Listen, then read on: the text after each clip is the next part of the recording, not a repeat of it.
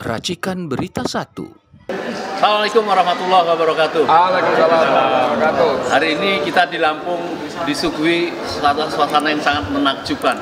Ratusan pengusaha di sekitar Lampung ini berkumpul dan membicarakan tentang keprihatinan keberadaan pengusaha dan ekonomi di Indonesia.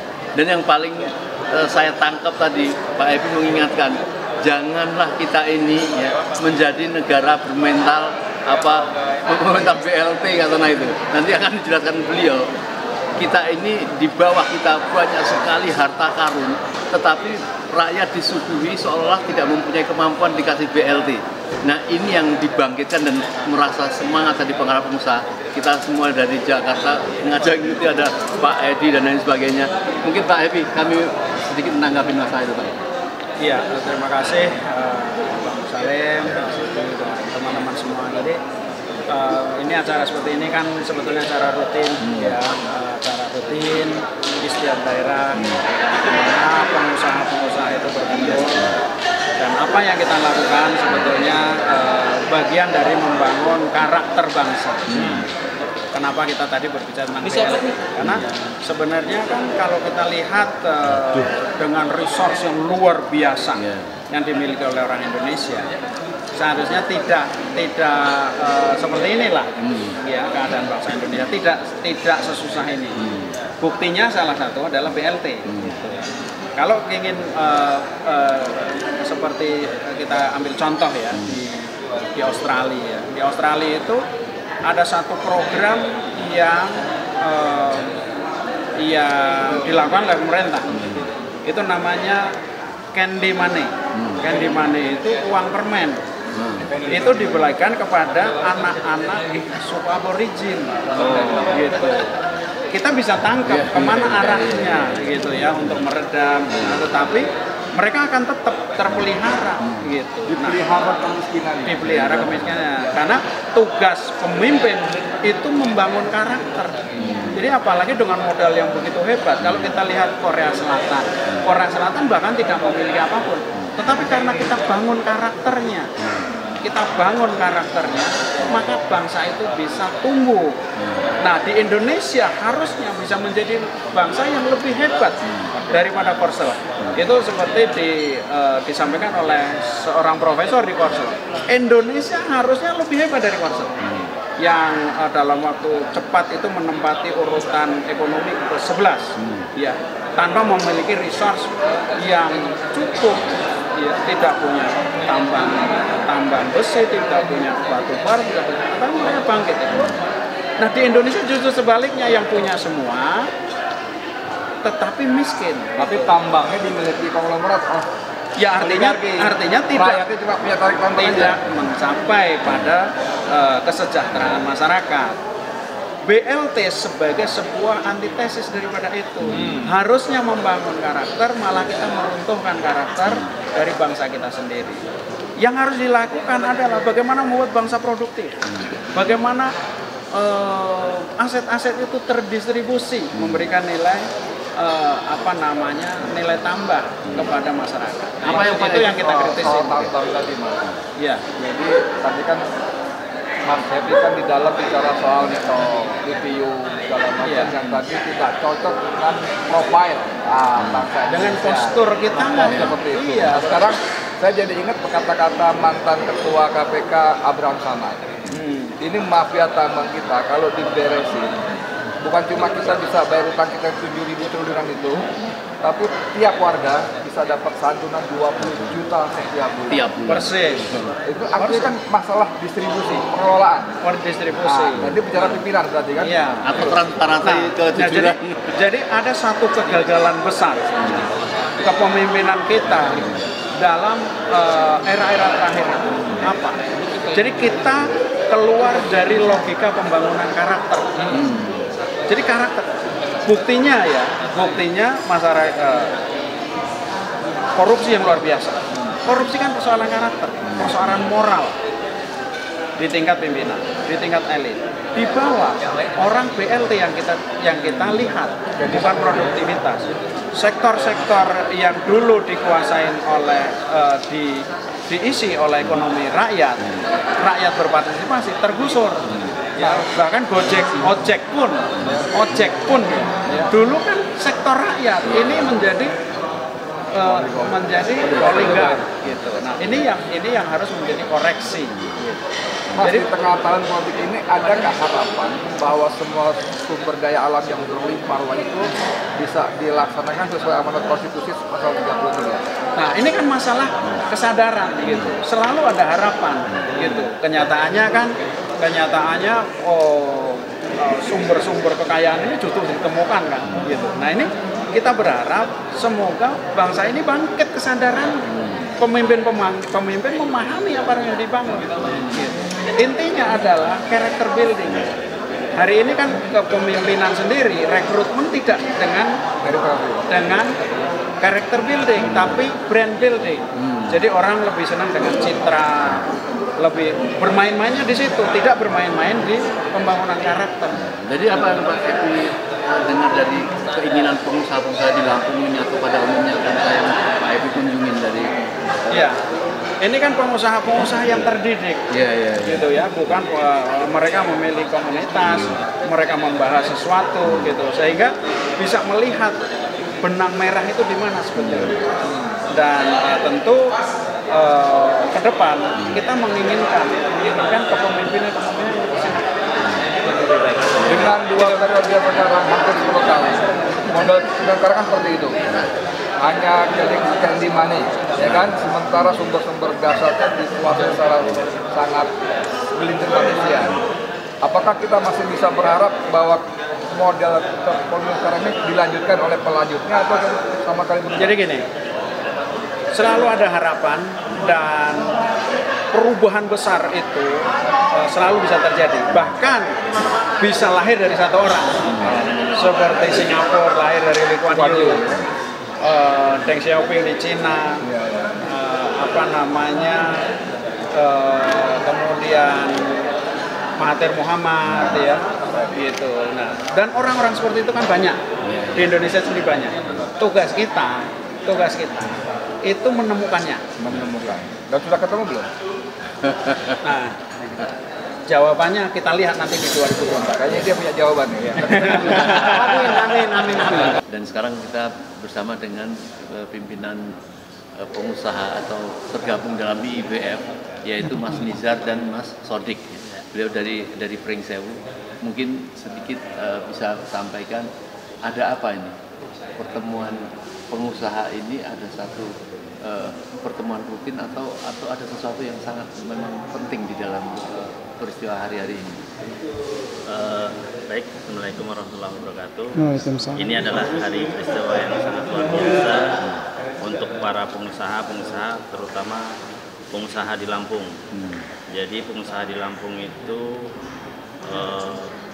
sangat banyak sekali. Hari ini kita hadir 500 pengusaha ya, dalam acara Business Mastery yang langsung dihadiri oleh Bapak Happy Trenggono langsung. Dan kebetulan IBF ini saya kenal IBF yang tadi awalnya tidak tahu bisnis, sekarang tahu bisnis lah. Yang tadinya tidak tahu masalah keuangan, sekarang melek masalah keuangan. Sudah berapa lama? Saya bergabung di IBF itu 4 tahun ini, Pak.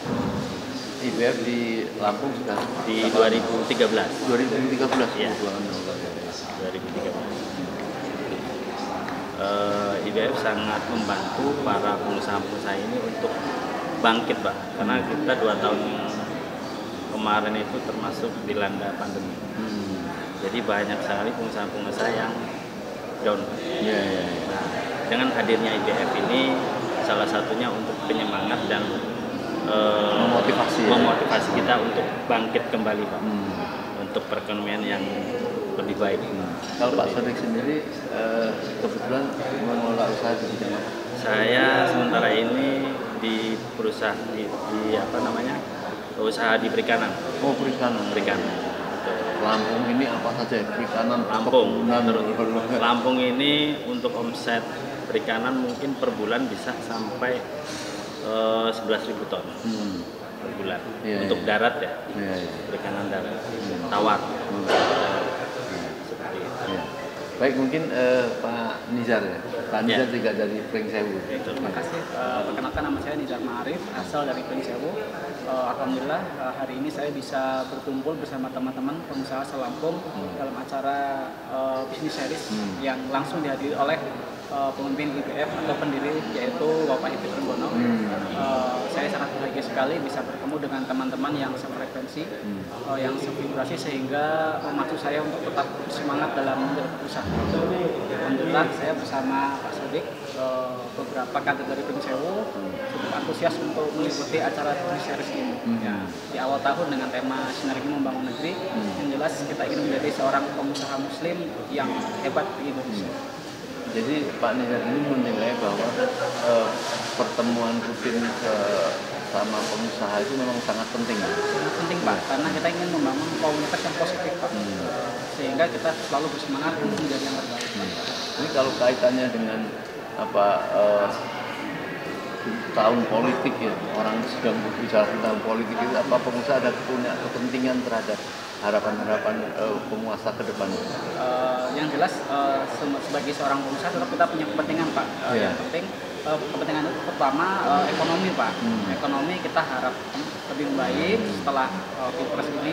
Kita mengharap pemimpin yang pro dengan rakyat, pro dengan pengusaha Pak. Bisa meningkatkan taraf ekonomi masyarakat serta bisa meningkatkan daya beli Pak. Dan ini ikatan antar kota. Kemarin kita mengikuti perjalanan Pak Epi dari Jawa Tengah, Jawa Timur, kemudian Kalimantan ke Medan itu ada satu ikatan batin atau punya kesamaan cita-cita terhadap usaha atau terhadap negeri Indonesia itu seperti apa? Ya, jelas Pak, karena kan kita kan seorang muslim sejatinya bersaudara Pak. Kita apalagi kita seorang pengusaha, kita kan punya frekuensi, punya vibrasi dan punya tujuan yang sama Pak, ingin memajukan ekonomi bangsa Indonesia. Sehingga kemarin kita habis latnas juga, habis pertemuan, ya kita tambah semangat lagi Pak, karena saling berkumpul dengan orang-orang yang senasib dan bisa berjuang. Iya. Jadi mungkin sedikit menyampaikan kira-kira kalau keterkaitannya tadi dengan kepemimpinan nasional, seperti apa sih presiden yang diharapkan untuk menunjukkan ada kerjasama atau dengan kemajuan pengusaha Mas Nuri. Mas Nuri. Ya, harapan kami sebagai pengusaha, kita berharap pemimpin Indonesia ke depan adalah pemimpin yang pro rakyat dan yang pro dengan ekonomi kerakyatan Pak. Lebih mementingkan bangsa Indonesia sendiri daripada bangsa asing. Kan sesuai dengan tujuan dari Pak Epi sendiri Pak, yaitu bela beli Indonesia. Bela beli Indonesia. Jadi kita ingin mungkin bisa menjelaskan apa bela beli Indonesia. Bela beli Indonesia itu salah satu programnya IBF. Jadi untuk misal kayak di daerah bela beli Pringsewu, jadi diutamakan untuk para kader-kadernya itu memanfaatkan bela produk kita sendiri. Artinya pengusaha pribumi harus operator lain juga terhadap kepentingan betul gitu ya. Luar biasa Seperti itu. Iya, baik Mas Nizar, Mas Atik, terima kasih sekali. Kami turut berbahagia ya di pusat media-media yang ingin sekali bersamai Pak Epi ini karena punya cita-cita yang sangat mulia tadi. Betul. Di Indonesia, bela Indonesia. Betul. Baik, terima kasih Pak Atik. Tadi luar biasa kita barusan mewawancarain Ketua DPD IBF Pringsewu. Ini kita bersama dengan pengurus IBF yang sangat keren ini, Mas Wawan dan Mas Tohari. Jadi pertemuan ini sangat bagus sekali Mas, karena bisa menjadi acuan dari kumpulan-kumpulan bukan saja para pedagang ya, mungkin para pengusaha-pengusaha yang lain ataupun profesi-profesi yang lain, terutama untuk memberikan suara kepada katakanlah para capres-capres yang sedang ingin berlaga menjadi presiden, kan tentunya mereka sedang menjaring juga pendapat-pendapat dari masyarakat itu. Nah, kita kepengen dapat komentar sedikit dari Mas Wawan ya, tentang pertemuan para pengusaha di Lampung ini yang sedang berlangsung ini. Pendapat ya Pak? Iya, pendapat. Ya, alhamdulillahirabbil alamin. setelah persiapan yang lumayan pendek Pak ya, 1 minggu, acara ini akhirnya terselenggarakan dengan sukses, dengan support dari teman-teman pengusaha di Lampung. Nah, di belakang kita ini sponsor acara ini sepenuhnya disponsori oleh mereka dan ada dari teman-teman peserta. Dan ini perusahaan-perusahaan ini juga termasuk ada yang masuk di dalam kegiatan. Ini kader-kader IBF. Oh gitu. Kader-kader IBF semua. Dari yang 5 juta, 3 juta sampai yang ada yang 250 ribu. Iya. Nah, itu kita kumpulkan semua dan kita berhasil menjalankan acara ini. Gratis ya. Gratis. Ya. Kalau Mas Wawan sendiri melihat apa itu pertemuan pengusaha pada saat hari ini, apa yang menjadi tujuan utamanya? Tujuan utamanya bagaimana kita memikirkan bersama untuk melangkah di tahun 2024 ini. Ya kan? Karena kan kita perlu bersama-sama untuk bagaimana kita bisa melewati 2024 yang sukses dengan 2023 yang sedikit drop. Gitu kan. Makanya kita adakan pertemuan ini, kita pertemukan pengusaha-pengusaha di Lampung ya Pak Tohadi. Bagaimana nanti ya dengan obrolan-obrolan di situ kita bisa punya arah dan punya informasi di 2024 nanti, terutama dalam waktu dekat ini. Baik, menurut Pak Tohari ya, Pak Tohadi, apa bedanya atau mungkin sejauh mana HIPMI juga perbedaannya dengan pengusaha-pengusaha yang kumpul pada hari ini? Kalau IBF ini kan selain kita memberikan pelatihan kewirausahaan Pak, berupa kelas-kelas gratis, workshop gratis. Kita juga mengundang segala lapisan dan organisasi untuk mengadakan kegiatan yang sama. Sering kita adakan Pak, setahun bisa 2-3 kali kita adakan.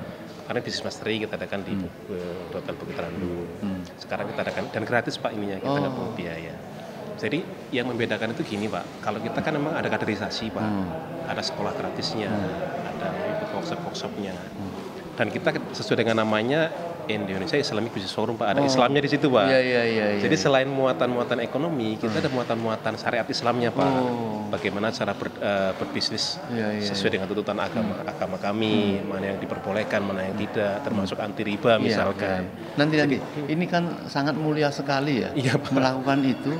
Yang diberikan training pelatihan itu siapa? Semuanya Pak, tapi memang harus Islam Pak ya, karena kita ada pengusaha muda atau pengusaha yang baru mau muncul. Kita nggak ada batasan Pak. Jadi kelas kita ada 3 Pak. Ada kelas yang namanya OME, One Man Entrepreneur, itu orang yang belum punya usaha Pak. Itu 3 bulan kelasnya. Nanti naik kelas berikutnya ada startup. IBC namanya Pak, itu 6 bulan gratis untuk orang sudah punya usaha dan baru mulai berjalan Pak. Dan itu dikutip biaya nggak? Enggak Pak, gratis semuanya. Gratis. Ini yang menyebabkan. Terus satu lagi yang GU Pak Grow Up. Iya sekarang Bewin ya. Nah, itu yang kelas-kelas atas Pak ya. Jadi itu kita bina terus Pak. Dan semuanya gratis. Pembicaranya gratis. Kan kata Pak Happy nggak boleh mungut biaya Pak untuk membagi ilmu Pak. Kalau kita dipecat Pak di situ. Harapan rezekinya itu dari sana. Betul, ya. Kesini luar ini. Termasuk beliau mencontohkan Pak kesini hari ini kan. Beliau datang nggak kita bayar, datang sendiri, bayar penginapan sendiri. Beliau mencontohkan Pak. Maka itu beberapa media dari Jakarta bersemangat ini melihat mulianya. Nah, kalau Mas Wawan dan Mas Tohadi ini tentu berarti sangat berkepentingan sekali ya, misalnya mempunyai calon pemimpin presiden yang betul-betul memperhatikan pengusaha-pengusaha yang sangat mulia ini dan punya lapisan pengusaha pribumi gitu ya. Betul Pak. Ya, bagaimana nanti ke depannya di saat kita ada perubahan dalam hal kepemimpinan, bagaimana untuk mempermudah untuk melakukan bisnis. Ya kan, bagaimana perizinannya, ya kan, bagaimana regulasinya, dan bagaimana juga pajaknya. Ya kan? Permasalahan kita pengusaha ini kan itu. Artinya dengan pemerintah. Berharap pemerintah atau penguasa itu ngertiin lah ya. Kalau ada pengusaha atau petani itu jangan pupuknya dinaikin, tapi bagaimana ini kita UMKM baru mulai udah ditagih pajak. Terus harus ada syarat-syarat regulasi. Dan itu berbahaya. Nah, ngomong-ngomong nih Mas, ada nggak para pengusaha ini bisik-bisik, yuk kita milih siapa itu ada nggak bisik gitu? Nah, terkait dengan itu. Ya itu makanya kita harapkan perubahan. Gitu. Kalau secara personal sih kita juga udah punya pilihan Pak Kita juga memantau, membaca, melihat dari perkembangan media yang sekarang sangat masif kan Pak ya. Udah 3 kali debat capres ya. Kita udah punya pilihan masing-masing. Kalau misalkan mau atau misalkan perubahan ya saya sepakat. Karena kita perlu perubahan Pak untuk hal-hal terpenting berarti berharap pimpinan pusat kayak Pak Happy ini mempunyai forum berbicara dengan capres itu. Berharap seperti ini. Kalian itu kita dukung, kalau kalian gini ini Dan tadi kebetulannya ini acara di Swiss Bell Lampung. Tadi nampaknya ada Pak Caimin di sini dan saya lihat nggak sengaja bertemu ya. Bicara ya. Nah tentunya bisa mungkin dengan yang lain ya Pak. Jadi gitu. Jadi apa harapan ke depan? Harapan ke depannya untuk harapan pengusaha ke depannya ya situasi saat ini yang sedang bergejolak dalam pemerintahan gitu dan bergejolak dalam perekonomian pengusaha kita ini ya itu perubahan agar kita sebagai pengusaha ini bagaimana bisa kita mudah untuk lebih berusaha lagi ya kan, selain mendapatkan modal, perizinan dan perpajakannya kan? Seperti itu Pak. Ya mungkin Pak tadi satu saya garis bawahi Pak ya, saya kan mengikuti beberapa kali pendapat dari calon nomor 1 Pak ya mengenai UMKM termasuk dengan peningkatan kualitas sumber daya manusianya karena beliau selalu berkata bahwa itu bukan biaya, itu investasi. Jadi negara menginvestasikan biayanya untuk mengembangkan sumber daya manusianya, skillnya, pengetahuannya itu di-upgrade gitu loh Pak. Tapi ini investasi bukan biaya, sehingga itu menjadi sebuah modal ke depan. Iya Pak. Jadi saya berharap itu nanti betul-betul terjadi gitu loh Pak. Bukan hutang ya. Bukan. Kemarin itu saya cuma menginfokan ya, mungkin mendengar juga. Waktu saya bersama Pak Happy di Yogyakarta. Pak Happy itu didaulat Pak, dengan 700 pengusaha di Jogja dan beberapa yang baru-baru totalnya 1.000. Minta Pak Happy mendaulat, memberikan yel-yel gitu, mendukung salah satu capres. Mungkin Pak Happy ya gimana didukung gitu. Semoga dengan acara ini pilihan kita semakin jelas Pak. Sekarang ini sedang berkumpul pengusaha-pengusaha selampung setelah kemarin dilakukan safari. Kayaknya memang ada sesuatu penutupan tahun kemarin itu ya. Ada rasa ingin menyampaikan para pengusaha itu untuk harapan-harapan pengusaha ke depan kebaikan Indonesia karena berkaitan dengan tahun politik ini. Nah, tapi kita tidak lari ke sana dulu. Mas Bayu mungkin bisa menceritakan tentang pertemuan para pengusaha hari ini di Lampung ini yang dihadiri oleh Presiden IIBF Bapak Happy Trenggono. Apa komentar Pak Bayu? Ya, kegiatan kumpul-kumpul pengusaha di Lampung ini sebenarnya bukan yang pertama. Kita sering melakukan kegiatan rangkaian kegiatan bareng bersama untuk saling ngobrol lah, saling ngobrol. Dan kebetulan alhamdulillahnya yang acara hari ini dihadiri oleh Pak Happy Trenggono dari Presiden IBF Indonesia dilaksanakan di hari ini di Hotel Swiss Bell Lampung gitu. DPW ini meliputi pengusaha-pengusaha dari mana? Kalau saya di DPW di Lampung, saya kebetulan ditunjuk sebagai wakil ketua di Provinsi Lampung. Dan dari mana kalau DPW Lampung ya banyak fokus di Lampung. Pengusaha, karena di Lampung kan ada 14 kabupaten dan 2 kota. Jadi ada DPD Metro, Bandar Lampung sendiri, ada Pringsewu, ada Waikanan, ada Lampung Utara, ada Lampung Timur, ada Lampung Selatan, ada besar banyak. Jadi situasi di paling tidak 4-5 tahun terakhir ini sampai 2-3 ini dunia usaha terutama di Lampung ini seperti apa kondisinya? Ya di 5 tahun terakhir ini ya sama-sama lah kita rasakan. Yang paling berat kemarin itu kan kalau real tapi sih sebenarnya yang paling berat ya. Cuman yang paling dirasakan dampaknya itu adalah karena COVID ya, 3 tahun ya, 2019 sampai 2022. Itu yang memang agak berubah cara bermain para kawan-kawan pebisnis itu. Ada yang berdampak positif, ada juga banyak yang negatif, yang akhirnya juga akan merubah pola main juga banyak. Apa sudah pulih kondisinya atau seperti apa? Alhamdulillah sudah berangsur. Kalau saya melihat di bisnis saya juga sih sampai 2004 ini sudah alhamdulillah membaik ke arah yang lebih baik karena wisata sudah, karena saya berkaitan lebih banyak memang di dunia wisata wisata. Yang di keramaian lah gitu. Jadi ya ini lebih baik lah gitu. Mengelola apa pariwisatanya itu di bidang apa? Saya sebenarnya di Kerajinan Lampung. Saya khususnya di kain Lampung. Jadi kan pada saat COVID kan acara nggak ada, COVID kan acara kayak acara adat, terus wisata nggak ada selama hampir 3 tahun kan itu. Jadi membuat ini kan. Nah ini bertemunya dengan ratusan para pengusaha ini, apa ada saling curhat atau ada rasa rasing, ada cita-cita kepedulian terhadap apa itu tahun politik yang sebentar lagi ada pilpres dan itu ada nggak, seperti apa? Kalau kita forum untuk saling curhat ini memang sudah lama ya. Di IBF itu memang ada difasilitasi yang kita sering kita laksanakan itu leadership forum, forum yang memang saling curhat di bisnisnya, termasuk ya tidak hanya bisnis, keluarga, termasuk dengan politik.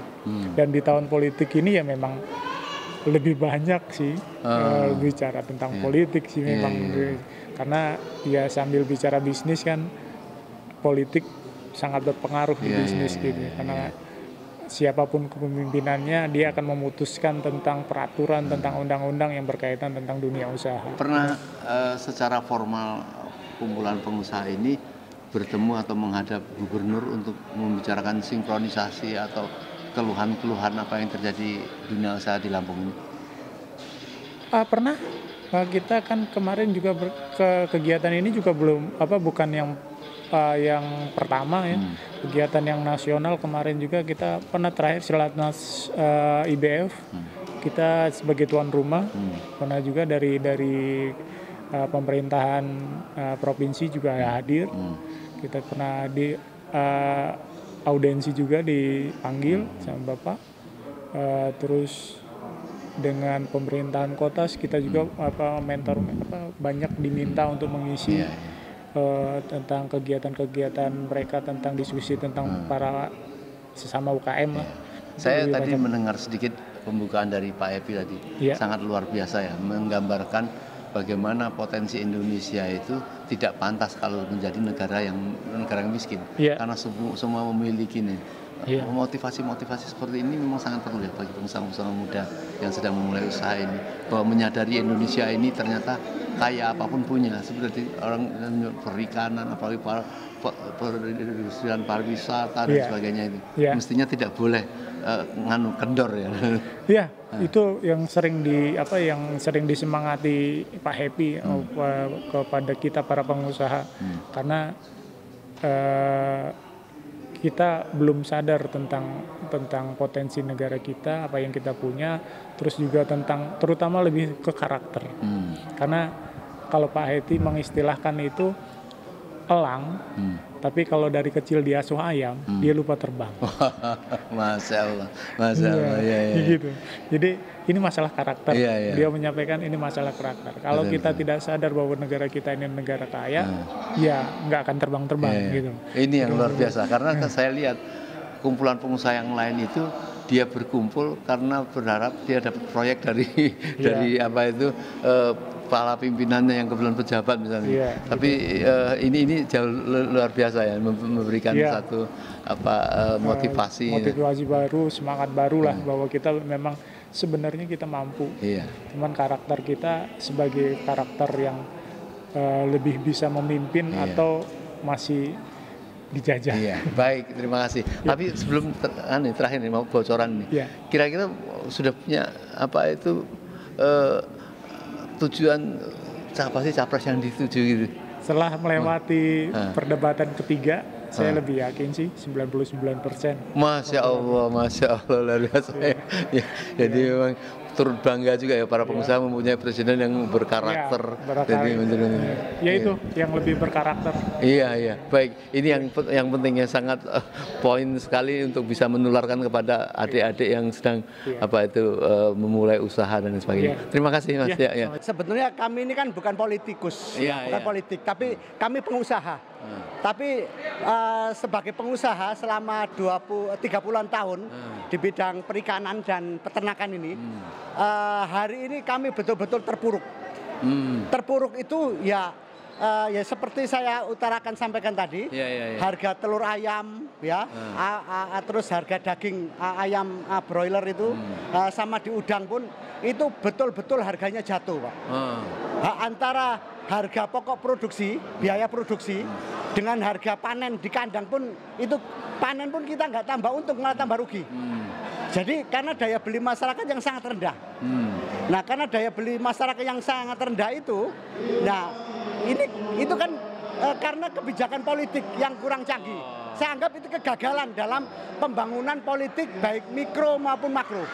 Nah, ini pemerintah ini yang pasti bertanggung jawab dengan bonus demografi 270 juta jiwa dengan sumber kekayaan alam yang melimpah. Itu seharusnya masyarakat Indonesia nggak boleh Pak miskin kayak gini, Pak. Apa usulan yang harus dilakukan pemerintah terhadap pedulian pengusaha?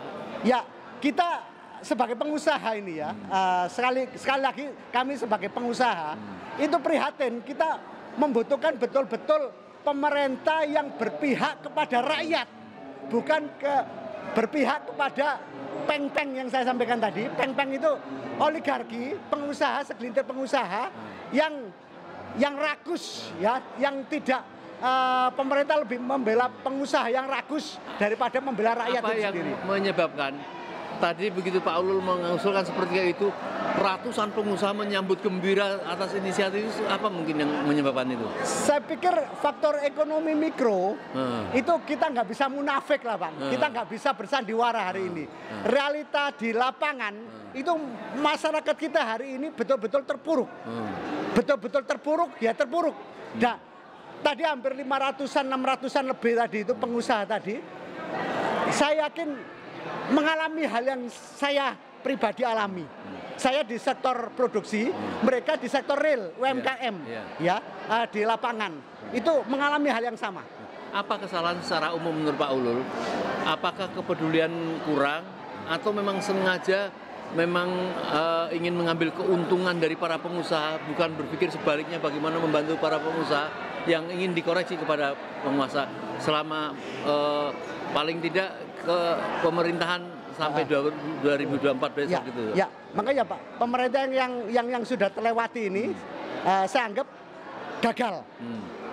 Hasilnya yang kami rasakan pengusaha saat ini, kami sangat merasakan sekali. Nah, maka dari itu kami ya sejelek-jelek pengusaha ini kan kita melek politik lah Pak ya. Siapa yang mudah-mudahan tahun 2024 ini bisa terpilih secara kompetensi, dia punya kemampuan untuk mengelola ekonomi ini punya. Tadi secara spontan mendeklarasikan Anies dan disambut semua.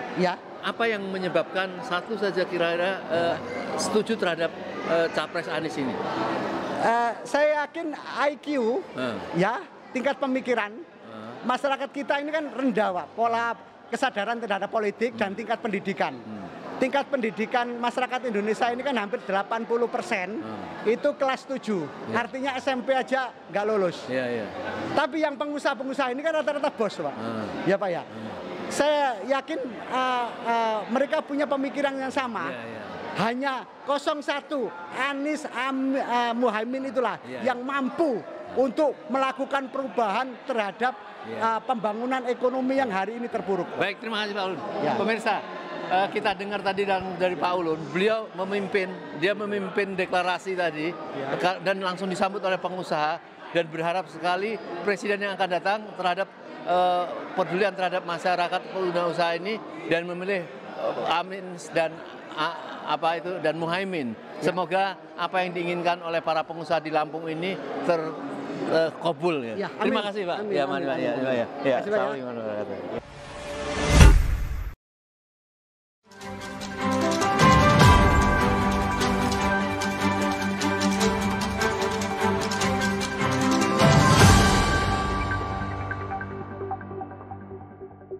Racikan Berita 1.